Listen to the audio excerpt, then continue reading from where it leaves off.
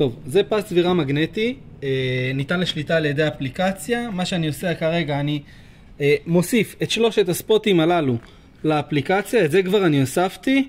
נכנס לאפליקציה, מוסיף את הדגמים. אם רכשנו לכל תאורת הבית את הספוטים הללו, בפעם אחת מוסיפים, וכך ניתן לשליטה כל ספוט בנפרד. התהליך לוקח כמה רגעים.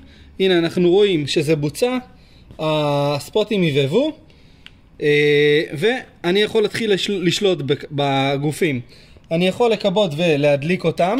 זאת אומרת שאם כרגע לחצתי כיבוי, הם יקבו בפיד הגופים. אם אני ארצה להדליק אותם כל ספוט בנפרד, אני יכול לשלוט, אני יכול לתזמן כל ספוט וההדלקה שלו. זאת אומרת שאם בלילה אני רוצה שרק גוף אחד ידלק, אני יכול לשנות את גוון התאורה בבחירה על ידי טמפרטורה ועמעום של הגוף תאורה לפי מצבים שאני אבחר, לפי כמה אחוזים אני יכול לקבוע. זאת אומרת שאם הדלקתי את זה ואני רוצה אותו נמוך, אני יכול לחזור ולהדליק את גוף אחר בתרחיש שונה, בגוון אחר, לפי מה שאני אבחר, בעוצמה שונה. זאת אומרת שיש לי שליטה מלאה בכל הבית החכם בעצם.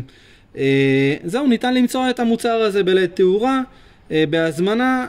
יש אותו גם בשחור וגם בלבן וכל הגווני תאורה.